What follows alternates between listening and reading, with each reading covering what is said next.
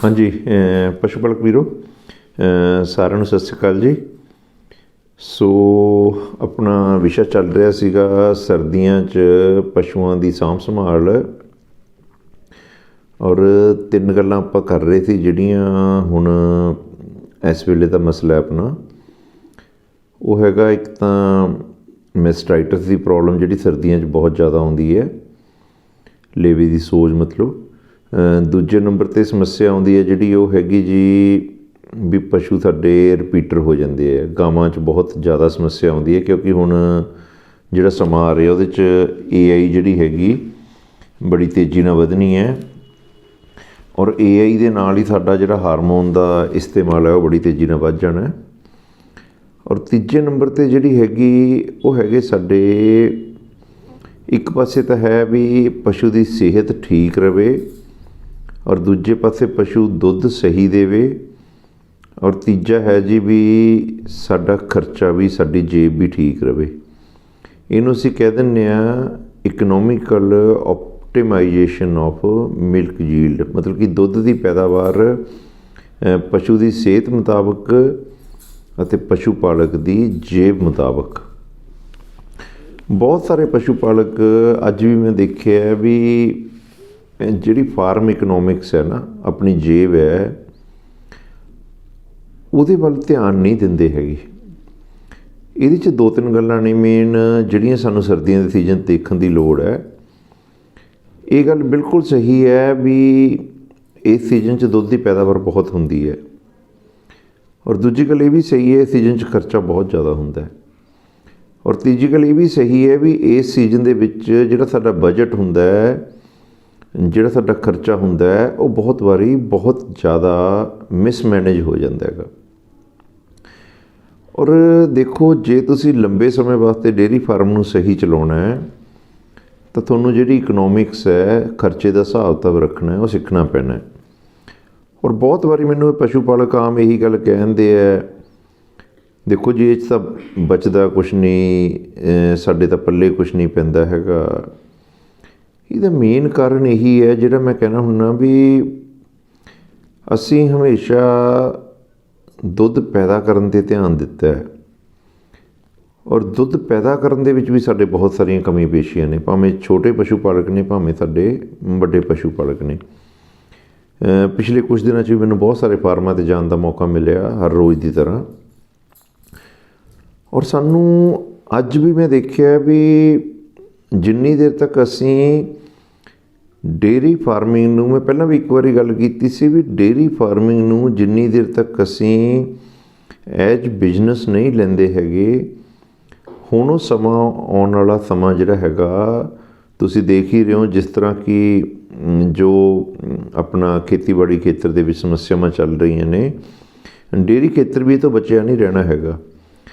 ਕਿਉਂਕਿ ਕੁਆਲਿਟੀ ਬਾਰੇ ਜਿਹੜੀ ਰੂਲ ਐਂਡ ਰੈਗੂਲੇਸ਼ਨ ਬਣ ਰਹੇ ਹੈ ਜਾਂ ਨਵੇਂ ਆ ਰਹੇ ਹੈ, ਉਹ ਸਾਰਿਆਂ 'ਤੇ ਲਾਗੂ ਹੋਣੇ ਆ। ਜਿਸ ਤਰ੍ਹਾਂ ਮੈਂ ਆਪਣੀ ਗੱਲ ਦੀ ਸ਼ੁਰੂ ਕਰੂੰਗਾ, ਪਹਿਲਾਂ ਤੁਸੀਂ ਦੇਖੋ ਵੀ ਬਹੁਤ ਸਾਰੇ ਲੋਕਾਂ ਨੂੰ ਇਹਦੇ ਬਾਰੇ ਅੰਦਾਜ਼ਾ ਨਹੀਂ ਹੈਗਾ। 1 ਅਕਤੂਬਰ 2020 ਤੋਂ ਸਰਕਾਰ ਨੇ ਇੱਕ ਕਾਨੂੰਨ ਬਣਾਇਆ, ਉਹ 'ਚ ਇਹ ਹੈ ਵੀ ਜਿੰਨੀਆਂ ਵੀ ਮਠਿਆਈਆਂ ਟਰੇਆਂ ਦੇ ਵਿੱਚ ਹਲਵਾਈ ਰੱਖ ਕੇ ਵੇਚਦੇ ਆ ਜਿਹੜੇ, ਔਰ ਉਹਦੇ ਉੱਪਰ ਕਦੋਂ ਮਠਿਆਈ ਬਣੀ ਅਤੇ ਕਿੰਨੀ ਦੇਰ 'ਚ, ਜਿਹਨੂੰ ਅਸੀਂ ਕਹਿੰਦੇ ਬੈਸਟ ਬਿਫੋਰ, ਮਤਲਬ ਕਿ ਕਦੋਂ ਤੱਕ ਉਹ ਵਰਤੀ ਜਾ ਸਕਦੀ ਹੈ, ਉਹ ਲਿਖਣਾ ਹੁਣ ਜ਼ਰੂਰੀ ਹੋ ਗਿਆ। ਔਰ ਇਹ ਨਵੀਆਂ ਨਵੀਆਂ ਚੀਜ਼ਾਂ ਜਿਹੜੀਆਂ ਹੋ ਰਹੀਆਂ ਨਾ, ਤੁਸੀਂ ਇਹ ਮੰਨ ਕੇ ਚੱਲੋ ਵੀ ਇਹਦੇ ਨਾਲ ਕੁਆਲਿਟੀ ਦੇ ਵਿੱਚ ਸੁਧਾਰ ਹੋਊਗਾ, ਔਰ ਜਦੋਂ ਕੁਆਲਿਟੀ 'ਚ ਸੁਧਾਰ ਹੋਊਗਾ ਤਾਂ ਇਹ ਮੰਨ ਕੇ ਚੱਲੋ ਵੀ ਗਾਹਕ ਜਿਹੜਾ ਹੈਗਾ ਉਹ ਸਾਡੇ ਵਾਸਤੇ ਵਧੀਆ ਪੈਸੇ ਵੀ ਕਰ ਸਕੂਗਾ। ਹਮੇਸ਼ਾ ਅਸੀਂ ਸਾਰੀ ਉਮਰ ਨਕਲੀ ਦੁੱਧ ਦਾ ਰੋਣਾ ਲੈ ਕੇ ਫਾਰਮਿੰਗ ਨਹੀਂ ਕਰ ਸਕਦੇ ਹੈਗੇ। ਤੁਹਾਨੂੰ ਮੈਂ ਦੱਸ ਰਿਹਾ ਵੀ ਕੁਆਲਿਟੀ ਕੰਟਰੋਲ ਜਿਹੜਾ ਹੈਗਾ ਉਹ ਇੰਨਾ ਜ਼ਿਆਦਾ ਸਖਤ ਹੋ ਜਾਣਾ, ਇੰਨੇ ਜ਼ਿਆਦਾ ਨੋਰਮਸ ਜਿਹੜੇ ਹੈਗੇ ਸਟ੍ਰਿੰਜੈਂਟ ਹੋ ਜਾਣੇ ਹੈ ਵੀ ਤੁਸੀਂ ਜਿਹੜੇ ਅੱਜ ਵੀਰ ਕਹਿੰਦੇ ਨਾ ਵੀ ਨਕਲੀ ਬੜਾ ਕੁਛ ਵਿਕਦਾ, ਨਕਲੀ ਬੜਾ ਕੁਛ ਵਿਕਦਾ, ਆਪਾਂ ਅੱਜ ਤੋਂ 1 ਸਾਲ ਬਾਅਦ ਅਗਲੀ ਦੀਵਾਲੀ ਨੂੰ ਗੱਲ ਕਰਾਂਗੇ ਵੀ ਨਕਲੀ ਵਿਕ ਰਿਹਾ ਜਾਂ ਅਸਲੀ ਵੇਚਣਾ ਵੀ ਔਖਾ ਹੋ ਰਿਹਾ ਹੈਗਾ। ਸੋ ਇਸ ਕਰਕੇ ਸਾਨੂੰ ਇਸ ਧੰਦੇ ਨੂੰ ਹੁਣ ਬਹੁਤ ਹੀ ਜ਼ਿਆਦਾ ਵਿਗਿਆਨਕ ਤਰੀਕੇ ਨਾਲ ਦੇਖਣ ਦੀ ਲੋੜ ਹੈ, ਕਿਉਂਕਿ ਅੱਜ ਵੀ ਸਾਡਾ ਜ਼ਿਮੀਂਦਾਰ ਹੈ ਜਿਹੜਾ ਪਸ਼ੂ ਪਾਲਕ ਹੈ, ਸਭ ਤੋਂ ਪਹਿਲਾਂ ਪ੍ਰੋਡਕਸ਼ਨ ਬਾਰੇ ਗੱਲ ਸੁਣਨਾ ਪਸੰਦ ਕਰਦਾ ਹੈ। ਸੋ ਪਹਿਲਾਂ ਆਪਾਂ ਪੈਦਾਵਾਰ ਬਾਰੇ ਗੱਲ ਕਰ ਲਈਏ। ਸੋ ਆਪਾਂ ਤਿੰਨ ਚੀਜ਼ਾਂ ਦੀ ਗੱਲ ਕੀਤੀ ਹੈ ਜੀ, ਪਸ਼ੂਆਂ ਦੇ ਮੈਸਟਾਈਟਸ ਦੀ, ਰਿਪੀਟ ਬਰੀਡਿੰਗ ਦੀ, ਅਤੇ ਇਕਨੋਮਿਕਲ ਆਪਟੀਮਾਈਜੇਸ਼ਨ, ਵੀ ਪਸ਼ੂ ਪਾਲਕ ਦੀ ਜੇਬ ਮੁਤਾਬਕ ਅਤੇ ਪਸ਼ੂ ਦੀ ਸਿਹਤ ਮੁਤਾਬਕ ਦੁੱਧ ਪੈਦਾ ਕਰਨਾ। ਦੇਖੋ, ਸਭ ਤੋਂ ਵੱਡਾ ਮਸਲਾ ਜਿਹੜਾ ਮੈਂ ਦੇਖਿਆ ਪਿਛਲੇ ਦਿਨਾਂ ਦੇ ਵਿੱਚ, ਜਿਹੜਾ ਅੱਜ ਦੀ ਘੜੀ 'ਚ ਮੈਨੂੰ ਨਜ਼ਰ ਆ ਰਿਹਾ, ਖਾਸ ਕਰਕੇ ਸਾਡੇ ਜਿਹੜੇ 15, 20, 25 ਜਾਂ ਉਸ ਤੋਂ ਜ਼ਿਆਦਾ ਵਾਲੇ ਪਸ਼ੂ ਪਾਲਕ ਨੇ, ਉਹ ਤੋਂ ਜ਼ਿਆਦਾ ਪਸ਼ੂਆਂ ਵਾਲੇ ਨੇ ਜਾਂ ਵੱਡੇ ਫਾਰਮ ਨੇ ਜਿਹੜੇ, ਉਹ ਹੈਗਾ TMR ਦਾ ਜਾਂ ਟੋਟਲ ਦਾਣੇ, ਚਾਰੇ, ਪੱਠੇ ਦਾ ਅਤੇ ਫੀਡ ਦਾ ਮੋਇਸਚਰ, ਮਤਲਬ ਕਿ ਪਾਣੀ ਦੀ ਮਾਤਰਾ।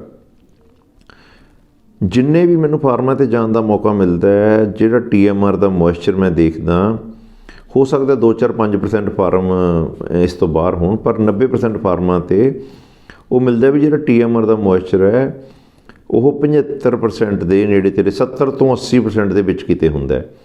ਤੁਹਾਨੂੰ ਬਹੁਤਿਆਂ ਨੂੰ ਤਾਂ ਪ੍ਰੋਗਰੈਸਿਵ ਫਾਰਮਰ ਨੂੰ ਪਤਾ ਹੀ ਹੈ ਵੀ TMR ਦਾ ਜਿਹੜਾ ਮੋਇਸਚਰ ਹੈ ਉਹ ਸਾਡਾ 50 ਤੋਂ 55% ਹੋਣਾ ਚਾਹੀਦਾ। ਜੇ TMR ਦਾ ਮੋਇਸਚਰ ਤੁਹਾਡਾ 75 ਤੋਂ 80% ਹੈ ਤਾਂ ਤੁਸੀਂ ਇਹ ਮੰਨ ਕੇ ਚੱਲੋ ਵੀ ਡਰਾਈ ਮੈਟਰ ਜਾਂ ਸੁੱਕਾ ਮਾਦਾ ਤੁਸੀਂ ਕਾਗਜ਼ਾਂ 'ਚ ਜਾਂ ਸੌਫਟਵੇਅਰ 'ਚ ਜਿੰਨੀ ਮਰਜ਼ੀ ਕੈਲਕੂਲੇਸ਼ਨ ਕਰ ਲਓ, ਸਹੀ ਮਾਨੇ 'ਚ ਇਹਨੂੰ ਪੂਰਾ ਕਰਨਾ ਕਦੇ ਵੀ ਸੰਭਵ ਨਹੀਂ ਹੋਊਗਾ।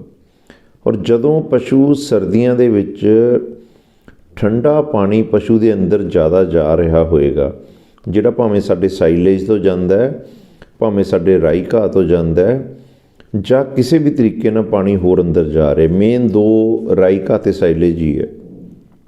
ਇਸੇ ਕਰਕੇ ਅਸੀਂ ਕਹਿੰਦੇ ਹਾਂ ਵੀ ਸਾਈਲੇਜ ਨੂੰ ਵੀ ਤੁਹਾਨੂੰ ਘੱਟੋ ਘੱਟ 24 ਘੰਟੇ ਧੁੱਪ ਲਵਾ ਕੇ ਪਾਉਣਾ ਚਾਹੀਦਾ ਹੈ। ਰਾਈ ਘਾਹ ਨੂੰ ਵੀ ਤੁਹਾਨੂੰ ਇੱਕ ਦਿਨ ਘੱਟੋ ਘੱਟ ਧੁੱਪ ਲਵਾ ਕੇ ਥੋੜ੍ਹਾ ਸੁੱਕ ਜੇ ਪਾਉਣਾ ਚਾਹੀਦਾ।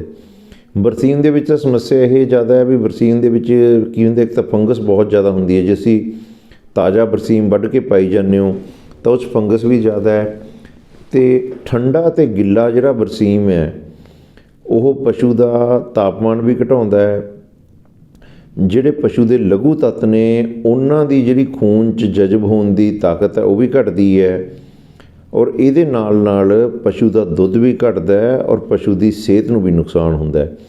ਔਰ ਜਿਹੜੀ ਬਰਸੀਮ ਦੀ ਫੰਗਸ ਹੈ, ਮੈਂ ਪਿਛਲੇ ਵਾਰੀ ਵੀ ਗੱਲ ਕੀਤੀ ਸੀ, ਉਹਦੇ ਨਾਲ ਜਿਹੜਾ ਹਾਰਮੋਨਲ ਇੰਬੈਲੈਂਸ ਹੈ, ਜਿਹੜਾ ਕੁਛ ਹੱਦ ਤੱਕ ਚਾਰੇ ਦੀ ਫੰਗਸ ਕਰਕੇ ਹੈ, ਅਤੇ ਕੁਛ ਹੱਦ ਤੱਕ ਸਾਡਾ ਜਿਹੜਾ ਸਾਡੇ ਜਿਹੜੇ ਮਾਈਕੋਟੌਕਸਿਨ ਨੇ ਜਿਵੇਂ ਜਰੈਲੀਨੋਨ ਉਹਦੇ ਕਰਕੇ ਹੈ, ਉਹ ਬਹੁਤ ਜ਼ਿਆਦਾ ਖਤਰਨਾਕ ਹੈ। ਹੁਣ ਜਿਵੇਂ ਤੁਸੀਂ ਦੇਖਿਆ ਪਿੱਛੇ ਜੇ ਬਹੁਤ ਸਾਰੀਆਂ ਕੰਪਨੀਆਂ ਜਿਵੇਂ ਨੈਸਲੇ ਹੈ, ਉਹਨਾਂ ਨੇ M1 ਦੀ ਟੈਸਟਿੰਗ ਬਹੁਤ ਜੰਗੀ ਪੱਧਰ 'ਤੇ ਸ਼ੁਰੂ ਕਰਤੀ ਹੈ। ਇਹ ਗੱਲਾਂ ਤੋਂ ਸਾਨੂੰ ਸਪਸ਼ਟ ਹੀ ਸਿੱਖ ਲੈਣਾ ਚਾਹੀਦਾ ਹੈ ਵੀ ਵਧੀਆ ਫੀਡ ਦਾ ਫਾਰਮੂਲਾ ਰਾ ਮਟੀਰੀਅਲ ਦੀ ਕੁਆਲਿਟੀ ਦੇ ਨਾਲ ਹੀ ਕੰਮ ਕਰੂਗਾ। ਜੇ ਤੁਹਾਡਾ ਰਾ ਮਟੀਰੀਅਲ ਸਹੀ ਨਹੀਂ ਹੈਗਾ, ਜਿਵੇਂ ਕਿ ਆਮ ਤੌਰ 'ਤੇ ਅਸੀਂ ਦੇਖਦੇ ਹਾਂ ਫੀਡ ਫੈਕਟਰੀਆਂ ਦੇ ਵਿੱਚ, ਬਹੁਤੀਆਂ ਫੀਡ ਫੈਕਟਰੀਆਂ ਦੇ ਵਿੱਚ ਹਰ ਰਾ ਮਟੀਰੀਅਲ 3 ਤੋਂ 5 ਤਰ੍ਹਾਂ ਦਾ ਉਪਲਬਧ ਹੁੰਦਾ ਹੈ। ਸੋ ਸਾਨੂੰ ਉਹਦੇ ਵਿੱਚ ਦੇਖਣਾ ਪਊਗਾ, ਜਿਵੇਂ ਖਾਸ ਕਰਕੇ ਮੱਕੀ ਅਸੀਂ ਦੇਖਦੇ ਹਾਂ ਵੀ ਉਹਦੇ ਵਿੱਚ 88 ਤੋਂ 90% ਜੇ ਸੁੱਕਾ ਮਾਦਾ ਨਹੀਂ ਹੈਗਾ, ਜਾਂ ਮੱਕੀ ਦੇ ਵਿੱਚ ਜਿਹੜੇ ਕਾਲੇ ਦਾਣੇ ਆ ਉਹਨਾਂ ਦੀ ਮਾਤਰਾ ਜ਼ਿਆਦਾ ਹੈ, ਤਾਂ ਸਾਨੂੰ ਇਹ ਸਾਡੇ ਵਾਸਤੇ ਬਹੁਤ ਵੱਡੀ ਖਤਰੇ ਦੀ ਘੰਟੀ ਹੈ। ਕਿਉਂਕਿ ਜੇ 0.5 ppb ਤੋਂ ਤੁਹਾਡਾ M1 ਵੱਧ ਆਊਗਾ ਤਾਂ ਯਾਦ ਰੱਖਿਓ ਵੀ ਆਉਣ ਵਾਲੇ ਸਮੇਂ 'ਚ ਦੁੱਧ ਕਿਸੇ ਨੇ ਨਹੀਂ ਚੱਕਣਾ। ਸੋ ਦੂਜੀ ਗੱਲ ਇਹ ਹੈ ਵੀ ਜਿਹੜਾ 2022 ਹੈ, ਆਉਣ ਵਾਲੇ ਸਮੇਂ ਦੇ ਵਿੱਚ ਅੱਜ ਤੋਂ 2 ਸਾਲਾਂ ਬਾਅਦ ਮੈਨੂੰ ਨਹੀਂ ਲੱਗਦਾ ਵੀ ਕੋਈ ਵੀ ਕੋਈ ਵੀ ਦੁੱਧ ਜਾਂ ਦੁੱਧ ਤੋਂ ਬਣਿਆ ਪਦਾਰਥ, ਮਿਲਕ ਜਾਂ ਮਿਲਕ ਪ੍ਰੋਡਕਟ ਤੁਸੀਂ ਬਿਨਾਂ ਪੈਕਿੰਗ ਦੇ ਵੇਚ ਸਕੋਗੇ। ਸੋ ਉਹਦੇ ਵੱਲ ਦੇਖਣ ਦੀ ਵੀ ਲੋੜ ਹੈ। ਆਪਾਂ ਗੱਲ ਕਰ ਰਹੇ ਸੀ TMR ਮੋਇਸਚਰ ਦੀ। ਦੇਖੋ TMR ਦੇ ਵਿੱਚ ਜ਼ਿਆਦਾ ਪਾਣੀ ਹੋਣਾ, ਮਤਲਬ ਕਿ ਦਾਣੇ, ਚਾਰੇ, ਪੱਠੇ ਦੇ ਵਿੱਚ ਫੀਡ 'ਚ ਜ਼ਿਆਦਾ ਪਾਣੀ ਹੋਣਾ, ਉਹਦੇ ਨਾਲ ਕੀ ਕੀ ਸਮੱਸਿਆ ਆਉਂਦੀਆਂ। ਦੇਖੋ, ਪਹਿਲੀ ਗੱਲ ਹੈ ਮਿਨਰਲ ਇੰਬੈਲੈਂਸ ਜਿਹੜਾ ਹੈਗਾ ਲਘੂ ਤੱਤਾਂ ਦਾ ਅਤੇ ਵੱਡੇ ਤੱਤਾਂ ਦਾ, ਮਤਲਬ ਕਿ ਟਰੇਸ ਮਿਨਰਲਜ਼ ਅਤੇ ਮੈਕਰੋ ਮਿਨਰਲ, ਜਿਹੜਾ ਉਹਦਾ ਅਸੰਤੁਲਨ ਹੈ, ਮਿਨਰਲ ਇੰਬੈਲੈਂਸ ਹੈ, ਉਹਦੇ ਵਿੱਚ TMR ਮੋਇਸਚਰ ਦਾ ਬਹੁਤ ਹੀ ਵੱਡਾ ਰੋਲ ਹੈ। ਰਿਊਮਨ ਦੀ ਪੀਐਚ ਹੈ ਉਹ ਕਦੇ ਵੀ ਸਹੀ ਨਹੀਂ ਰਹੂਗੀ। ਪਸ਼ੂ ਗੋਹਾ ਕਦੇ ਵੀ ਸਹੀ ਨਹੀਂ ਕਰੂਗਾ, ਡੰਗ ਸਕੋਰ ਕਦੇ ਵੀ ਸਹੀ ਨਹੀਂ ਹੋਊਗਾ। ਉਹਦੇ ਵਿੱਚ ਕੀ ਅਸੀਂ ਦੇਖਦੇ ਹਾਂ, ਦੇਖੋ 2-3 ਚੀਜ਼ਾਂ ਦੇਖਣ ਨੂੰ ਮਿਲਦੀਆਂ। ਜਾਂ ਤਾਂ ਅਸੀਂ ਦੇਖਦੇ ਹਾਂ ਵੀ ਪਸ਼ੂ ਦੇ ਵਿੱਚ ਜਿਹੜਾ ਤੇਜ਼ਾਬੀ ਮਾਦਾ ਸਬਕਿਊਟ ਰੂਮੀਨਲ ਐਸੀਡੋਸਿਸ ਉਹ ਬਹੁਤ ਜ਼ਿਆਦਾ ਹੋਏਗਾ। ਜਾਂ ਫਿਰ ਜਿਹੜੀ ਕਾਮ ਸਮੱਸਿਆ ਦੇਖੀ ਜਾਂਦੀ ਹੈ ਵੀ ਪਸ਼ੂ ਸਾਡੇ ਲੱਕੜਾਂ ਚੱਬਦੇ ਹੈ, ਲੋਹੇ ਦੀਆਂ ਪਾਈਪਾਂ ਚੱਬਦੇ ਹੈ, ਜਾਂ ਇੱਕ ਦੂਜੇ ਨੂੰ ਚੱਟਦੇ ਹੈ, ਜਾਂ ਕੰਧ ਨਾਲ ਜਾਂ ਇੱਕ ਦੂਜੇ ਨਾਲ ਸਿਰ ਲਾ ਕੇ ਖਲੋਂਦੇ ਹੈ, ਜਾਂ ਫਿਰ ਪਸ਼ੂ ਜਿਹੜੇ ਹੈਗੇ ਪਾਈਪਾਂ 'ਤੇ ਜਾਂ ਰੱਸਿਆਂ 'ਤੇ ਬੁਰਕ ਮਾਰਨ ਦੀ ਕੋਸ਼ਿਸ਼ ਕਰਦੇ ਹੈ, ਜਾਂ ਫਿਰ ਜਿਹੜਾ ਹੈਗਾ ਗਾਵਾਂ ਜਿਹੜੀਆਂ ਆਮ ਤੌਰ 'ਤੇ ਚੱਪ ਕਰਕੇ ਮਤਲਬ ਕਿ ਬਾਰ-ਬਾਰ ਜਿਵੇਂ ਕੁੱਤਾ ਜੀਭ ਹਿਲਾਉਂਦਾ ਹੁੰਦਾ ਇੱਦਾਂ ਜੀਭ ਲਾ ਕੇ ਪਾਣੀ ਪੀਂਦੀਆਂ। ਆਮ ਤੌਰ 'ਤੇ ਸਾਰੇ ਜਾਣੇ ਇਹਨੂੰ ਇੱਕ ਭਾਸ਼ਾ ਦੇ ਵਿੱਚ ਅਸੀਂ ਪਾਈਕਾ ਹੀ ਕਹਿ ਦਿੰਦੇ। ਪਾਈਕਾ ਦਾ ਮਤਲਬ ਹੁੰਦਾ ਹੈ ਵੀ ਪਸ਼ੂ ਨੂੰ ਫਾਲਤੂ ਚੀਜ਼ਾਂ ਖਾਣ ਦੀ ਆਦਤ ਹੈ। ਫਾਲਤੂ ਚੀਜ਼ਾਂ ਖਾਣ ਦੇ ਵਿੱਚ ਅਸੀਂ ਅਕਸਰ ਮੈਂ ਦੇਖਦਾ ਹਾਂ ਵੀ ਸਾਡੇ ਪਸ਼ੂ ਪਾਲਕ ਆਪਣੇ ਆਪ ਹੀ ਜਾਂ ਤਾਂ ਕੈਲਸ਼ੀਅਮ ਦੇ ਜਾਂ ਫਾਸਫੋਰਸ ਦੇ ਜਾਂ ਹੋਰ ਇੱਦਾਂ ਦੇ ਟੀਕੇ ਲਾਉਣੇ ਸ਼ੁਰੂ ਕਰ ਦਿੰਦੇ ਹੈ। ਦੇਖੋ ਇਹ ਗੱਲ ਬੜੀ ਤੁਸੀਂ ਨੋਟ ਕਰ ਲਓ ਵੀ ਪਾਈਕਾ ਜਿਹੜਾ ਹੁੰਦਾ ਹੈ ਜਾਂ ਇਹਨੂੰ ਐਲੋਟਰਾਇਓਫੇਜੀਆ ਵੀ ਕਹਿੰਦੇ ਹੈ, ਇਹ ਬਹੁਤੇ ਵਾਰੀ ਫਾਸਫੋਰਸ ਜਾਂ ਕੈਲਸ਼ੀਅਮ ਦੀ ਘਾਟ ਨਹੀਂ ਹੁੰਦੀ। ਮੈਂ ਬਹੁਤ ਸਾਰੇ ਪਸ਼ੂ ਇੱਦਾਂ ਦੇ ਦੇਖੇ ਜਿਨ੍ਹਾਂ ਦੇ ਵਿੱਚ ਮਤਲਬ ਕਿ ਰੱਸੇ ਚੱਬਣਾ ਜਾਂ ਲੱਕੜ ਖਾਣੀ ਜਾਂ ਮਿੱਟੀ ਖਾਣੀ ਜਾਂ ਕੱਪੜੇ ਚੱਬਣੇ, ਉਹਨਾਂ ਦੇ ਖੂਨ ਦੇ ਵਿੱਚ ਬਹੁਤ ਸਾਰੀਆਂ ਰਿਪੋਰਟਾਂ ਇਸ ਦੀਆਂ ਮਤਲਬ ਕਿ ਮੇਰੇ ਕੋਲ ਹੈ ਜਿਹੜੀਆਂ ਦੱਸਦੀਆਂ ਵੀ ਕੈਲਸ਼ੀਅਮ ਜਿਹੜਾ ਹੁੰਦਾ ਉਹਨਾਂ ਦੇ ਖੂਨ 'ਚ ਬਹੁਤ ਜ਼ਿਆਦਾ ਵਧਿਆ ਹੁੰਦਾ ਜਾਂ ਫਾਸਫੋਰਸ ਬਹੁਤ ਜ਼ਿਆਦਾ ਘਟਿਆ ਹੁੰਦਾ। ਅਤੇ ਜਾਂ ਫਿਰ ਫਾਸਫੋਰਸ ਬਹੁਤ ਜ਼ਿਆਦਾ ਘਟਿਆ ਹੁੰਦਾ ਅਤੇ ਕੈਲਸ਼ੀਅਮ ਵਧਿਆ ਹੁੰਦਾ ਹੈਗਾ, ਕੈਲਸ਼ੀਅਮ ਘਟਿਆ ਹੁੰਦਾ ਹੈਗਾ। ਜਦੋਂ ਇਹ ਕੈਲਸ਼ੀਅਮ ਅਤੇ ਫਾਸਫੋਰਸ ਦਾ ਇੰਬੈਲੈਂਸ ਹੋ ਜਾਂਦਾ ਹੈ ਤਾਂ ਜਿਹੜੇ ਲਘੂ ਤੱਤ ਨੇ ਜ਼ਿੰਕ, ਕਾਪਰ, ਕੋਬਾਲਟ ਅਤੇ ਮੈਗਨੀਜ਼, ਖਾਸ ਕਰਕੇ ਜ਼ਿੰਕ ਅਤੇ ਕਾਪਰ, ਇਹਨਾਂ ਦੀ ਜਿਹੜੀ ਹੈਗੀ ਖੂਨ 'ਚ ਜਜ਼ਬ ਹੋਣ ਦੀ ਸ਼ਕਤੀ, ਅਬਜ਼ੋਰਬ ਹੋਣ ਦੀ ਸ਼ਕਤੀ ਬਹੁਤ ਜ਼ਿਆਦਾ ਘਟ ਜਾਂਦੀ ਹੈ। ਔਰ ਇਹੋ ਜਿਹੇ ਪਸ਼ੂਆਂ ਦੇ ਵਿੱਚ ਅਕਸਰ ਅਸੀਂ ਦੇਖਦੇ ਹਾਂ ਜਿਹੜਾ ਬਲੱਡ ਯੂਰੀਆ ਨਾਈਟ੍ਰੋਜਨ ਹੈ, ਸਰਦੀਆਂ ਦੇ ਵਿੱਚ ਖਾਸ ਕਰਕੇ ਜਦੋਂ ਹਾਈ ਪ੍ਰੋਟੀਨ ਵਾਲੇ ਚਾਰੇ ਪੈਂਦੇ ਹੈ ਸਾਈਲੇਜ ਦੇ ਨਾਲ, ਜਿਵੇਂ ਰਾਈ ਗਰਾਸ ਹੈ ਜਾਂ ਬਰਸੀਮ ਹੈ, ਤਾਂ ਉਸ ਵੇਲੇ ਇਹ ਪਸ਼ੂਆਂ ਦੇ ਵਿੱਚ ਜਿਹੜਾ ਬਲੱਡ ਯੂਰੀਆ ਨਾਈਟ੍ਰੋਜਨ ਹੈ ਉਹ ਵੀ ਵੱਧ ਜਾਂਦਾ। ਸੋ ਮੇਰੀ ਸਾਰਿਆਂ ਨੂੰ ਇਹੀ ਬੇਨਤੀ ਹੈ ਵੀ ਜਦੋਂ ਇਹ ਸਮੱਸਿਆ ਤੁਸੀਂ ਫਾਰਮ 'ਤੇ ਦੇਖਦੇ ਹੋ ਵੀ ਤੁਹਾਡੇ ਪਸ਼ੂ ਪਾਈਪਾਂ ਚੱਟਦੇ ਆ ਜਾਂ ਪਾਈਪਾਂ ਚੱਬਦੇ ਆ ਜਾਂ ਖੁਰਲੀ ਦੇ ਵਿੱਚ ਖੇਲ ਵਾਲੇ ਪਾਣੀ ਦੇ ਵਿੱਚ ਖੇਲ ਵਾਲੀ ਖੁਰਲੀ ਦੇ ਵਿੱਚ ਜਿਹੜੀ ਪਾਣੀ ਵਾਲੀ ਖੁਰਲੀ ਉਹਦੇ ਵਿੱਚ ਬਹੁਤ ਜ਼ਿਆਦਾ ਦੇਰ ਪਾਣੀ ਦੇ ਵਿੱਚ ਮੂੰਹ ਡੁਬੋ ਕੇ ਖੜ੍ਹੇ ਰਹਿੰਦੇ ਹੈ, ਜਾਂ ਪਾਣੀ ਨੂੰ ਜੀਭ ਪਾ ਕੇ ਚੱਟਦੇ ਰਹਿੰਦੇ, ਜਾਂ ਜੀਭਾਂ ਘੁਮਾਉਂਦੇ ਰਹਿੰਦੇ ਹੈ, ਜਾਂ ਲੱਕੜਾਂ ਚੱਬਦੇ ਆ ਜਾਂ ਰੱਸੇ ਚੱਬਦੇ ਆ, ਤਾਂ ਇਹ ਮਲਟੀ ਮਿਨਰਲ ਮਤਲਬ ਕਿ ਕਈ ਤੱਤਾਂ ਦਾ ਅਸੰਤੁਲਨ ਹੈ। ਔਰ ਇਹਦੇ ਨਾਲ ਜਿਹੜਾ ਹੈਗਾ ਪਸ਼ੂ ਦਾ ਬਲੱਡ ਯੂਰੀਆ ਨਾਈਟ੍ਰੋਜਨ ਹੈ ਉਹ ਵੀ ਡਿਸਟਰਬ ਹੋਇਆ ਹੁੰਦਾ। ਸੋ ਤੁੱਕੇ ਨਾਲ ਇਹ ਜਿਹੇ ਪਸ਼ੂਆਂ ਦੇ ਵਿੱਚ ਕੈਲਸ਼ੀਅਮ ਫਾਸਫੋਰਸ ਵਧਾਉਣਾ ਜਾਂ DCP ਜ਼ਿਆਦਾ ਮਾਤਰਾ 'ਚ ਦੇਣਾ ਜਾਂ ਫਿਰ ਕਿਸੇ ਵੀ ਤਰੀਕੇ ਦਾ ਬਿਨਾਂ ਟੈਸਟਿੰਗ ਦੇ ਇਲਾਜ ਕਰਨਾ ਉਹ ਬਿਲਕੁਲ ਗਲਤ ਹੈ। ਬੜਾ ਸਪਸ਼ਟ ਹੈ ਇਹ ਜਿਹੇ ਪਸ਼ੂਆਂ ਦੇ ਵਿੱਚ ਫੀਡ ਦੀ ਵੀ, ਚਾਰੇ ਦੀ ਵੀ ਅਤੇ ਪਸ਼ੂ ਦੇ ਖੂਨ ਦੀ ਵੀ ਜਿਹੜੀ ਮਿਨਰਲ ਪ੍ਰੋਫਾਈਲਿੰਗ ਹੋਣੀ ਚਾਹੀਦੀ ਹੈ, ਕਿਉਂਕਿ ਇਹਦੇ ਵਿੱਚ ਅਕਸਰ ਕੀ ਹੁੰਦਾ ਹੈ ਵੀ ਜਿਹੜਾ ਮਾਈਕੋਟੌਕਸਿਨ ਹੈ, ਉੱਲੀ ਰੋਗ ਹੈ, ਉਹ ਇੱਕ ਛੁਪਿਆ ਹੋਇਆ ਕਾਰਨ ਹੋ ਸਕਦਾ। ਨਾਲ ਹੀ ਇਹਦੇ ਜਿਹੜਾ ਪੇਟ ਦਾ ਤੇਜ਼ਾਬੀਪਣ ਹੈ ਜਿਹਨੂੰ ਅਸੀਂ ਸਬਕਿਊਟ ਰੂਮੀਨਲ ਐਸੀਡੋਸਿਸ ਕਹਿ ਦਿੰਦੇ ਹਾਂ, ਉਹ ਵੀ ਇੱਕ ਬਹੁਤ ਵੱਡਾ ਲੁਕਿਆ ਹੋਇਆ ਕਾਰਨ ਹੋ ਸਕਦਾ। ਇਹਦੇ ਨਾਲ ਹੀ ਅਸੀਂ ਇਹ ਵੀ ਦੇਖਣਾ ਹੁੰਦਾ ਹੈ ਵੀ ਜਿਹੜਾ ਪਸ਼ੂ ਦਾ ਗੋਹਾ ਹੈ ਉਹ 'ਚ ਬਹੁਤ ਜ਼ਿਆਦਾ ਅਣਪਚਤਾ ਨਹੀਂ ਆ ਰਿਹਾ, ਮਤਲਬ ਕਿ ਡਾਈਜੈਸਟੇਬਿਲਿਟੀ ਜਿਹੜਾ ਇੰਡੈਕਸ ਹੈ ਉਹ ਪਸ਼ੂ ਦਾ ਕਿੰਨਾ ਹੈ। ਸੋ ਇਹ ਸਾਰੀਆਂ ਚੀਜ਼ਾਂ ਦੇਖਣੀਆਂ ਹੁੰਦੀਆਂ। ਸਿਰਫ ਤੁੱਕੇ ਨਾਲ ਹੀ ਪਸ਼ੂ ਨੂੰ ਕੈਲਸ਼ੀਅਮ ਜਾਂ ਫਾਸਫੋਰਸ ਦੇ ਟੀਕੇ ਜਿਵੇਂ ਅਸੀਂ ਲਾਉਣੇ ਹੈ, ਉਹਦੇ ਨਾਲ ਬਹੁਤੇ ਵਾਰੀ ਮੈਂ ਦੇਖਿਆ ਬਹੁਤੇ ਵਾਰੀ ਫਾਇਦੇ ਦੀ ਜਗ੍ਹਾ ਨੁਕਸਾਨ ਹੁੰਦਾ। ਸੋ ਆਉਣ ਵਾਲੇ ਸਮੇਂ ਦੇ ਵਿੱਚ ਜੇ ਅਸੀਂ ਮੈਸਟਾਈਟਸ ਤੋਂ, ਰਿਪੀਟ ਬਰੀਡਿੰਗ ਤੋਂ ਅਤੇ ਹੋਰ ਜਿਹੜੇ ਇੱਦਾਂ ਦੇ ਨੈਗੇਟਿਵ એનર્ਜੀ ਬੈਲੈਂਸ ਹੈ ਜਿਵੇਂ ਕੀਟੋਸਿਸ ਹੈ, ਮਿਲਕ ਫੀਵਰ ਹੈ, ਸਰਦੀਆਂ ਦੇ ਵਿੱਚ ਜੇ ਅਸੀਂ ਇਹਨਾਂ ਬਿਮਾਰੀਆਂ ਤੋਂ ਛੁਟਕਾਰਾ ਪਾਉਣਾ ਹੈ ਤਾਂ ਅਸੀਂ ਆਪਣੇ ਫਾਰਮ 'ਤੇ ਇਹਨਾਂ ਦਾ ਕਾਰਨ ਲੱਭੀਏ ਅਤੇ ਕਾਰਨ ਲੱਭ ਕੇ ਆਪਣੇ ਫਾਰਮ ਦੇ ਮੁਤਾਬਕ ਜਿਹੜਾ ਅਸੀਂ ਮਿਨਰਲ ਸਪਲੀਮੈਂਟ ਹੈ ਉਹ ਵਰਤਣਾ ਸ਼ੁਰੂ ਕਰੀਏ। ਬਹੁਤ ਸਾਰੇ ਵੀਰ ਮੈਂ ਦੇਖਿਆ ਦੇਖੋ ਦੇਖੀ ਇੱਕ ਦੂਜੇ ਦੀ ਮਿਨਰਲ ਵਰਤਦੇ ਰਹਿੰਦੇ ਹੈ, ਔਰ ਮਿਨਰਲ ਦੇ ਵਿੱਚ ਔਰ ਦੂਜੇ ਸਪਲੀਮੈਂਟ ਹੈਗੇ ਜਿਹੜੇ ਜਿਵੇਂ ਹਰਬਲ ਗੱਲ ਕਰਦੇ ਹਾਂ, ਵਿਟਾਮਿਨ ਐਚ ਵਾਲੀਆਂ ਢੋਲੀਆਂ, ਕੈਲਸ਼ੀਅਮ ਵਾਲੀਆਂ ਢੋਲੀਆਂ, ਲਿਵਰ ਟੋਨਿਕ ਵਾਲੀਆਂ ਢੋਲੀਆਂ, ਇਹਨਾਂ ਦੇ ਨਾਂ 'ਤੇ ਪਸ਼ੂ ਪਾਲਕਾਂ ਨਾਲ ਬਹੁਤ ਵੱਡੀ ਠੱਗੀ ਵੱਜ ਰਹੀ ਹੈ।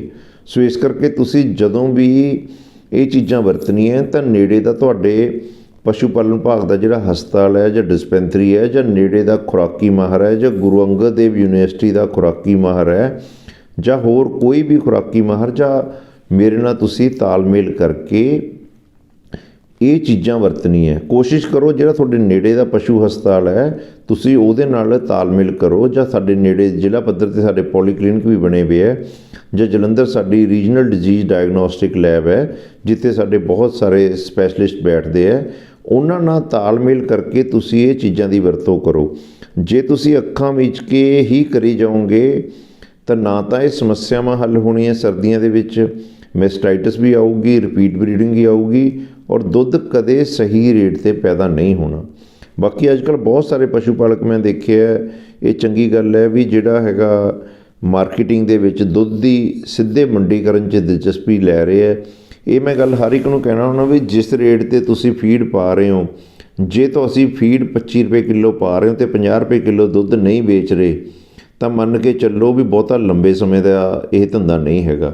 ਕਿਉਂਕਿ ਜੇ ਅਸੀਂ ਭਾਵੇਂ ਕਿਸੇ ਵੀ ਸਹਿਕਾਰੀ ਅਦਾਰੇ ਨੂੰ ਜਾਂ ਕਿਸੇ ਪ੍ਰਾਈਵੇਟ ਅਦਾਰੇ ਨੂੰ ਸਿਰਫ ਫੈਟ ਦੇ ਆਧਾਰ 'ਤੇ ਹੀ 30-32 ਰੁਪਏ ਲੀਟਰ ਦੁੱਧ ਪਾ ਰਹੇ ਹੈ ਤਾਂ ਤੁਸੀਂ ਮੰਨ ਕੇ ਚੱਲੋ ਵੀ ਆਉਣ ਵਾਲੇ ਸਮੇਂ 'ਚ ਜਿਵੇਂ ਖਰਚੇ ਵੱਧ ਰਹੇ ਹੈ, ਜਿਵੇਂ ਨਵੇਂ ਰੂਲਜ਼ ਅਤੇ ਰੈਗੂਲੇਸ਼ਨ ਆ ਰਹੀਆਂ, ਅਸੀਂ ਇਸ ਧੰਦੇ 'ਚ ਸਰਵਾਈਵ ਨਹੀਂ ਕਰ ਪਾਉਣਾ ਹੈਗਾ। ਇਸ ਕਰਕੇ ਅੱਜ ਹੀ ਤੁਸੀਂ ਮਾਰਕੀਟਿੰਗ ਮਾਡਲ ਆਪਣੇ ਜਿਹੜੇ ਮਾਰਕੀਟਿੰਗ ਐਕਸਪਰਟ ਹੈਗੇ, ਗੁਰੂ ਅੰਗਦ ਦੇਵ ਯੂਨੀਵਰਸਿਟੀ ਦੇ ਐਕਸਪਰਟ ਨੇ, ਜਾਂ ਹੋਰ ਬਹੁਤ ਸਾਰੇ ਮਾਹਰ ਅਵੇਲੇਬਲ ਨੇ, ਡੇਅਰੀ ਕਾਲਜ ਹੈ ਸਾਡਾ ਲੁਧਿਆਣੇ, NDRI ਕਰਨਾਲ ਹੈ, ਕੋਈ ਲੋੜ ਹੋਵੇ ਤੁਸੀਂ ਮੇਰੇ ਤੋਂ ਵੀ ਪੁੱਛ ਸਕਦੇ ਹੋ।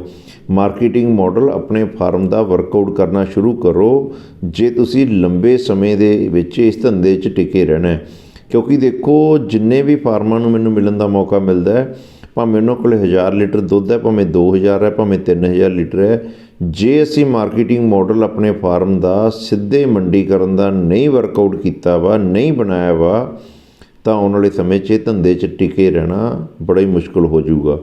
ਕਿਉਂਕਿ ਸਰਕਾਰਾਂ ਵੀ ਹੁਣ ਤਾਂ ਇਹ ਗੱਲ ਕਹਿ ਰਹੀਆਂ ਵੀ ਜਿਹੜੇ ਛੋਟੇ ਪਸ਼ੂ ਪਾਲਕ ਹੈ, ਭਾਵੇਂ ਉਹ ਛੋਟੇ ਕਿਸਾਨ ਹੈ, ਭਾਵੇਂ ਉਹ ਛੋਟੇ ਡੇਅਰੀ ਫਾਰਮਰ ਹੈ, ਉਹ ਬਹੁਤਾ ਲੰਬਾ ਸਮਾਂ ਇਸ ਧੰਦੇ ਦੇ ਵਿੱਚ ਨਹੀਂ ਰਹਿਣੇ ਜੇ ਉਹਨਾਂ ਨੇ ਮੰਡੀਕਰਨ ਵੱਲ ਨਾ ਧਿਆਨ ਦਿੱਤਾ। ਇਸ ਤੋਂ ਇਲਾਵਾ ਜਿਹੜਾ ਇੱਕ ਆਪਣਾ ਬੜਾ ਜ਼ਰੂਰੀ ਵਿਸ਼ਾ ਦੇਖੋ ਹੈਗਾ PDFA ਦਾ ਮੇਲਾ। PDFA ਦਾ ਜਿਹੜਾ ਮੇਲਾ ਹੈਗਾ 14, 15, 16 ਨੂੰ ਆ ਰਿਹਾ ਹੈ, ਔਰ ਬਹੁਤ ਸਾਰੇ ਪਸ਼ੂ ਪਾਲਕ ਜਿਹੜੇ ਹੈਗੇ ਬੜੀਆਂ ਚੰਗੀਆਂ ਗਾਵਾਂ ਦੀ ਤਿਆਰੀ ਕਰ ਰਹੇ ਹੈ।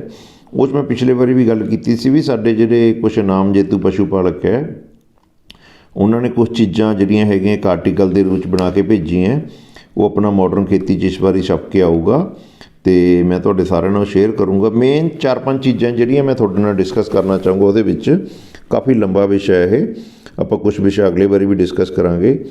ਪਹਿਲਾਂ ਤਾਂ ਸਭ ਤੋਂ ਪਹਿਲਾਂ ਇਹਦੇ ਵਿੱਚ ਇਹ ਹੈ ਵੀ ਦੇਖੋ ਵੀ ਜਦੋਂ ਵੀ ਤੁਸੀਂ ਪਸ਼ੂ ਮੇਲੇ 'ਚ ਲੈ ਕੇ ਜਾਣਾ ਹੈ ਤਾਂ ਜਿਹੜੇ ਉਹਦੇ ਬਾਲ ਵਗੈਰਾ ਕਟਵਾਉਣੇ ਹੈ ਜਾਂ ਉਹਦਾ ਜੋ ਵੀ ਸਾਫ਼ ਸਫਾਈ ਕਰਾਉਣੀ ਹੈ ਸਰੀਰ ਦੀ, ਉਹ ਹੁਣ ਸਹੀ ਸਮਾਂ ਕਰਵਾਉਣ ਦਾ 15 ਤੋਂ 20 ਦਿਨ ਪਹਿਲਾਂ ਅਸੀਂ ਸਾਫ਼ ਸਫਾਈ ਕਰਾ ਦੇਣੀ ਹੈ ਪਸ਼ੂ ਦੀ ਚੰਗੀ ਤਰ੍ਹਾਂ। ਜੇ ਕੋਈ ਜ਼ਖਮ ਹੈ ਉਹ 'ਤੇ ਦਵਾਈ ਲਾ ਦੇਣੀ ਹੈ ਚੰਗੀ ਤਰ੍ਹਾਂ ਤਾਂ ਕਿ ਉਹ ਜ਼ਖਮ ਠੀਕ ਹੋ ਜਾਏ।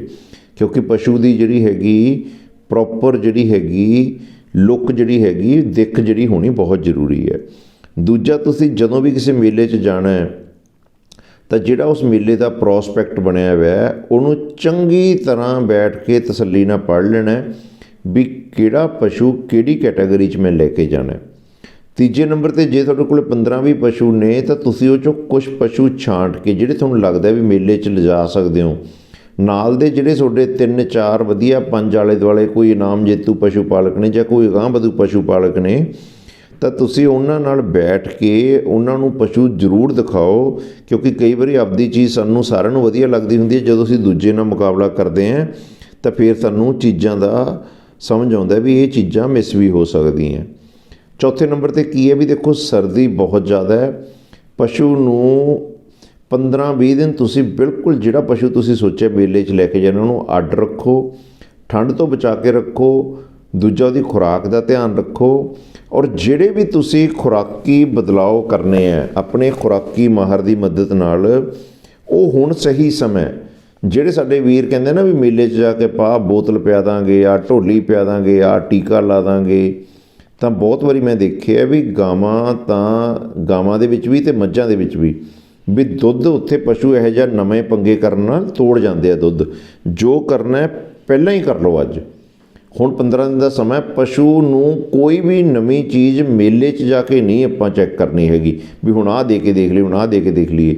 ਜਿਹੜੀ ਤੁਹਾਡੀ ਖੁਰਾਕ ਹੈ, ਹੁਣ ਤੁਸੀਂ ਜਿਹੜੇ ਬਦਲਾਓ ਕਰਨੇ ਆ ਕਰ ਲਓਗੇ ਜੇ, ਤਾਂ ਤੁਹਾਡਾ ਪਸ਼ੂ ਜਿਹੜਾ ਹੈਗਾ ਲਗਾਤਾਰ ਵਧੀਆ ਦੁੱਧ 'ਤੇ ਟਿਕਿਆ ਰਹੂਗਾ। ਜੇ ਤੁਸੀਂ ਉੱਥੇ ਜਾ ਕੇ ਕੁਛ ਵੀ ਨਵੀਂ ਚੀਜ਼ ਕੀਤੀ ਅਤੇ ਤੁਹਾਡਾ ਪਸ਼ੂ 2-3 ਲੀਟਰ ਵੀ ਦੁੱਧ ਤੋੜ ਗਿਆ, ਜਾਂ ਪਸ਼ੂ ਨੇ ਨਾ ਖਾਧੀ, ਜਾਂ ਕੋਈ ਚੀਜ਼ ਧੱਕੇ ਨਾਲ ਪਸ਼ੂ ਨੂੰ ਦਿੱਤੀ ਅਤੇ ਪਸ਼ੂ ਨੇ ਨਾ ਲਈ, ਤਾਂ ਤੁਸੀਂ ਮੰਨ ਕੇ ਚੱਲੋ ਜਿੱਤ ਹਾਰ ਦਾ ਫੈਸਲਾ 1.5-2 ਲੀਟਰ 'ਚ ਹੀ ਹੋ ਜਾਂਦਾ ਹੈਗਾ। ਤੀਜੀ ਗੱਲ ਜਿਹੜੀ ਬੜੀ ਜ਼ਰੂਰੀ ਹੈ, ਜਿਹੜੇ ਬੰਦੇ ਨੇ ਪਸ਼ੂ ਲੈ ਕੇ ਜਾਣਾ ਉੱਥੇ, ਉਹ ਬੰਦੇ ਨੂੰ ਕਹੋ ਵੀ ਹੁਣੇ ਪਸ਼ੂ ਨੂੰ ਮੂਹਰੀ ਪਾ ਕੇ ਬਾਹਰ ਖੇਤਾਂ ਦੇ ਵਿੱਚ ਜਾਂ ਬਾਹਰ ਘਰ ਤੋਂ ਬਾਹਰ ਲਿਜਾ ਕੇ ਤੋਰ ਕੇ ਦੇਖ ਲਏ। ਕਿਉਂਕਿ ਇਹ ਹੁੰਦਾ ਕਈ ਵਾਰੀ ਨਾ ਗਾਵਾਂ ਗੋਡੇ ਲਾ ਕੇ ਬਹਿ ਜਾਂਦੀਆਂ, ਫਿਰ ਉੱਠਦੀਆਂ ਨਹੀਂ, ਫਿਰ ਜਲੂਸ ਸਾਰਿਆਂ ਦਾ ਨਿਕਲਦਾ ਉੱਥੇ। ਬੜੇ ਵਾਰੀ ਮੈਂ ਮੇਲਿਆਂ 'ਚ ਦੇਖਿਆ। ਦੂਜੀ ਗੱਲ ਇਹ ਹੁੰਦੀ ਹੈ ਵੀ ਪਸ਼ੂ ਨੂੰ ਭਾਵੇਂ ਟਰੈਕਟਰ ਨਾਲ ਬੰਨ੍ਹ ਕੇ ਬਾਹਰ ਘਰ ਤੋਂ ਬਾਹਰ ਲਿਜਾਣ ਦੀ ਆਦਤ ਪਾਓ। ਮੇਲਿਆਂ 'ਚ ਰੌਲਾ ਗੋਲਾ ਵੀ ਬਹੁਤ ਹੁੰਦਾ, ਇਕੱਠ ਵੀ ਬਹੁਤ ਹੁੰਦਾ। ਸੋ ਉੱਥੇ ਕਈ ਵਾਰੀ ਮੈਂ ਦੇਖਿਆ, ਕਈ ਵਾਰੀ ਸਾਡਾ ਗਾਜੇਵਾਸ ਮੇਲਾ ਲੱਗਿਆ ਸੀ ਔਰ ਇੱਕ ਝੋਟੇ ਨੇ ਉੱਥੇ ਸਾਰੇ ਮੇਲੇ 'ਚ ਸਾਰਿਆਂ ਦਾ ਜਲੂਸ ਕਢਾਇਆ। 2 ਤੋਂ 3 ਘੰਟੇ ਲੱਗ ਗਏ, ਕਈਆਂ ਦੇ ਸੱਟ ਵੀ ਲੱਗ ਗਈ ਸੀ ਔਰ ਮਸਾਂ ਅਸੀਂ ਇਹ ਝੋਟਾ ਕਾਬੂ ਕੀਤਾ, ਹੈ ਨਾ। ਸੋ ਇਹ ਚੀਜ਼ਾਂ ਕਦੋਂ ਹੁੰਦੀਆਂ? ਜਦੋਂ ਅਸੀਂ ਪਸ਼ੂ ਨੂੰ ਬਾਹਰ ਨਹੀਂ ਕੱਢਿਆ ਹੁੰਦਾ। ਦੂਜੀ ਗੱਲ ਹੈ, ਜਿਹੜਾ ਪਸ਼ੂ ਨੂੰ ਰੂਟੀਨ 'ਚ ਬੰਦਾ ਰੂਟੀਨ ਦੇ ਵਿੱਚ ਚੁਆਈ ਕਰਦਾ ਹੈ, ਤੁਸੀਂ ਉਸ ਪਸ਼ੂ ਦਾ ਪਾਲਕ ਹੈ ਜਿਹੜਾ, ਭਾਵੇਂ ਤੁਹਾਡਾ ਭਈਆ ਭਾਵੇਂ ਹੋਰ ਹੈ, ਸਾਫ ਸੁਥਰੇ ਕੱਪੜੇ ਪਵਾ ਕੇ ਨਾਲ ਲੈ ਕੇ ਜਾਓ ਔਰ ਦਿਨ ਰਾਤ ਪਸ਼ੂ ਦਾ ਸਰਦੀ ਤੋਂ ਧਿਆਨ ਰੱਖੋ। ਬਾਕੀ ਬਹੁਤ ਸਾਰੀਆਂ ਚੀਜ਼ਾਂ ਜਿਹੜੀਆਂ ਨਾਲ ਲੈ ਕੇ ਜਾਣ ਵਾਲੀਆਂ ਹੁੰਦੀਆਂ, ਉਹਨਾਂ ਦੀ ਪੂਰੀ ਲਿਸਟ ਤੁਹਾਨੂੰ ਮੈਂ ਅਗਲੀ ਵੀਡੀਓ ਦੇ ਵਿੱਚ ਦਊਂਗਾ। ਕਿਉਂਕਿ ਅਸੀਂ ਕਈ ਵਾਰੀ ਬਿਨਾਂ ਮਤਲਬ ਛੋਟੀਆਂ ਚੀਜ਼ਾਂ ਬਦਲੇ ਮੇਲੇ 'ਚ ਇੰਨੀ ਭਕਾਈ ਹੁੰਦੀ ਹੈ ਸਾਡੀ, ਕੋਈ ਹਿਸਾਬ ਹੀ ਨਹੀਂ। ਜਿਵੇਂ ਚਾਰਾ ਤਾਂ ਦੇਖੋ ਹਰ ਮੇਲੇ 'ਚ ਉਪਲਬਧ ਹੁੰਦਾ ਹੈ, ਪਰ ਜਿਹੜਾ ਸਾਈਲੇਜ ਆ ਸਾਡਾ, ਜਿਹੜਾ ਅਸੀਂ ਘਰੇ ਸਾਈਲੇਜ ਪਾ ਰਹੇ ਹਾਂ ਅਤੇ ਘਰੇ ਫੀਡ ਪਾ ਰਹੇ ਹਾਂ, ਘੱਟੋ ਘੱਟ 3 ਦਿਨ ਦੀ ਅਸੀਂ ਫੀਡ ਅਤੇ ਸਾਈਲੇਜ ਨਾਲ ਲੈ ਕੇ ਜਾਈਏ। ਔਰ ਕੋਸ਼ਿਸ਼ ਕਰੋ ਕੋਈ ਵੀ YouTube ਤੋਂ ਦੇਖ ਕੇ ਜੋ ਕੁਛ ਠੱਗੀ ਵਾਲੇ ਸੌਦੇ YouTube 'ਤੇ ਚੱਲ ਰਹੇ ਹੈ, ਖਾਸ ਕਰਕੇ ਜਿਹੜੇ ਹਰਿਆਣੇ ਵਾਲੇ ਦਲਾਲ ਜਿਹੜੀਆਂ ਚੀਜ਼ਾਂ ਦੱਸਦੇ ਹੈ, ਉਹ ਗੱਲਾਂ 'ਚ ਨਾ ਆਓ।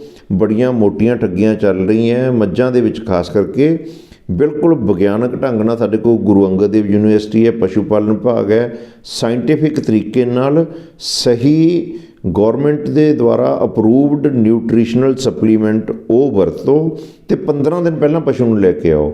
ਔਰ ਮੇਨ ਗੱਲ ਹੈ ਪਸ਼ੂ ਦੀ ਰਿਊਮਨ pH, ਰਿਊਮਨ ਦੀ ਮੋਟਿਲਿਟੀ ਅਤੇ ਪਸ਼ੂ ਦੀ ਜੁਗਾਲੀ ਅਤੇ ਪਸ਼ੂ ਦਾ ਗੋਹਾ ਜਿਹੜਾ ਹੈਗਾ ਉਹ ਲਗਾਤਾਰ ਚੈੱਕ ਕਰਦੇ ਰਹੋ। ਇਹ ਚੀਜ਼ਾਂ ਨਾਲ ਤੁਹਾਨੂੰ ਸਾਰਾ ਕੁਝ ਪਤਾ ਲੱਗ ਜਾਣਾ ਹੈ। ਬਾਕੀ ਪਸ਼ੂ ਨੂੰ ਅੱਡ ਰੱਖੋ। ਅੱਡ ਰੱਖਣ ਨਾਲ ਕੀ ਹੋਊਗਾ? ਪਸ਼ੂ ਦੇ ਸੱਟ ਫੇਟ ਲੱਗਣ ਦਾ ਵੀ ਡਰ ਨਹੀਂ ਰਹੂਗਾ ਔਰ ਜਿਹੜੀ ਉਹਦੀ ਸੁੱਕੇ ਮਾਦੇ ਦੀ ਇਨਟੇਕ ਹੈ, ਡਰਾਈ ਮੈਟਰ ਇਨਟੇਕ ਹੈ, ਉਹ ਸਾਨੂੰ ਪਤਾ ਲੱਗਦੀ ਰਹੂਗੀ। ਸੋ ਇਸ ਕਰਕੇ ਟੈਸਟਿੰਗ ਬਹੁਤ ਜ਼ਰੂਰੀ ਹੈ। ਟੈਸਟਿੰਗ ਜਿਹੜੀ ਮੈਂ ਦੱਸੀ ਹੈ, ਜਿਵੇਂ ਪਾਰਟੀਕੂਲਰਲੀ ਜਿਵੇਂ CBC ਹੈ, ਕੈਲਸ਼ੀਅਮ ਹੈ, ਫਾਸਫੋਰਸ ਹੈ, ਮੈਗਨੀਸ਼ੀਅਮ ਹੈ ਅਤੇ BUN ਹੈ। ਜੇ ਤੁਸੀਂ ਚੰਗੀ ਕਿਸੇ ਵੈਟਨਰੀ ਅਪਰੂਵਡ ਲੈਬ ਤੋਂ ਟੈਸਟਿੰਗ ਕਰਾਉਣੇ ਹੋ ਤਾਂ 1000 ਰੁਪਏ ਤੋਂ ਥੱਲੇ ਇਹ ਟੈਸਟਿੰਗ ਪੈਂਦੀ ਹੈ। ਪਰ ਉਹ 'ਚ ਤੁਹਾਡੇ ਪਸ਼ੂ ਦੀ ਸਹੀ ਪਿਕਚਰ ਜਿਹੜੀ ਹੈਗੀ, ਸਹੀ ਬਲੱਡ ਪ੍ਰੋਫਾਈਲ ਸਾਹਮਣੇ ਆ ਜਾਂਦਾ, ਜਿਹਦੇ ਨਾਲ ਉਹਦੀ ਫੀਡ ਫਾਰਮੂਲੇਸ਼ਨ ਅਤੇ ਮਿਨਰਲ ਦੇ ਵਿੱਚ ਵੀ ਬਣਾਉਣ ਦੇ ਵਿੱਚ ਸਾਨੂੰ ਬਹੁਤ ਮਦਦ ਮਿਲਦੀ ਹੈ। ਸੋ ਵਿਸ਼ਾ ਬਹੁਤ ਲੰਬਾ ਹੈ, ਅਗਲੀ ਵਾਰੀ ਵਿਸ਼ਾ ਚੱਲਦਾ ਰਹੂਗਾ। ਵੀਡੀਓ ਆਪਣੀ 24 ਮਿੰਟ ਦੀ ਹੋ ਗਈ ਹੈ ਜੀ। ਸੋ ਬਾਕੀ ਕੋਈ ਸਵਾਲ ਹੋਵੇ ਤੁਸੀਂ ਮੈਨੂੰ WhatsApp ਕਰ ਸਕਦੇ ਹੋ ਜੀ। ਅਖੀਰ 'ਤੇ ਮੈਂ ਇਹੀ ਕਹੂੰਗਾ ਜੀ ਵੀ ਜੋ ਆਪਾਂ ਹਰ ਵਾਰ ਗੱਲ ਕਰਦੇ ਹਾਂ, ਸੰਤੁਲਿਤ ਖੁਰਾਕ, ਸਹੀ ਪ੍ਰਜਨਨ, ਸਹੀ ਪ੍ਰਬੰਧਨ ਅਤੇ ਸਹੀ ਮਾਰਕੀਟਿੰਗ, ਇਹਦੇ ਨਾਲ ਹੀ ਸਾਰੀਆਂ ਸਮੱਸਿਆਵਾਂ ਦਾ ਹੱਲ ਹੋਣਾ ਹੈ। ਬਾਕੀ ਨੇੜੇ ਦਾ ਪਸ਼ੂ ਹਸਪਤਾਲ ਹੈ, ਡਿਸਪੈਂਸਰੀ, ਉਹਦੇ ਨਾਲ ਜੁੜੇ ਰਹੋ। ਖੁਰਾਕੀ ਮਾਹਰ ਨਾਲ ਜੁੜੇ ਰਹੋ। ਸਰਦੀਆਂ 'ਚ ਪਸ਼ੂਆਂ ਦਾ ਧਿਆਨ ਰੱਖੋ। ਇਹੀ ਵਿਸ਼ੇ ਨੂੰ ਆਪਾਂ ਅਗਲੇ ਵਾਰੀ ਚੱਲਦਾ ਰੱਖਾਂਗੇ। ਕੋਈ ਸਵਾਲ ਹੋਵੇ ਤੁਸੀਂ ਮੈਨੂੰ WhatsApp ਕਰ ਸਕਦੇ ਹੋ। ਫੋਨ ਸੁਣਨੇ ਸੰਭਵ ਨਹੀਂ ਹੈਗੇ ਸਾਰੇ ਜੀ, ਨਾ ਫੋਨ 'ਤੇ ਫਾਰਮੂਲੇ ਬਣਾਉਣੇ ਸੰਭਵ ਹੈ। ਸੋ ਮੇਰੀ ਉਹਨਾਂ ਤੋਂ ਹੱਥ ਜੋੜ ਕੇ ਮਾਫੀ ਹੈ, ਬੰਦਿਆਂ ਤੋਂ ਭਾਵੇਂ ਗੁੱਸਾ ਕਰੋ ਪਰ ਇਹ ਨਹੀਂ ਹੋ ਸਕਦਾ। ਠੀਕ ਹੈ, ਧੰਨਵਾਦ ਜੀ ਸਾਰਿਆਂ ਦਾ। ਸਤਿ ਸ਼੍ਰੀ ਅਕਾਲ।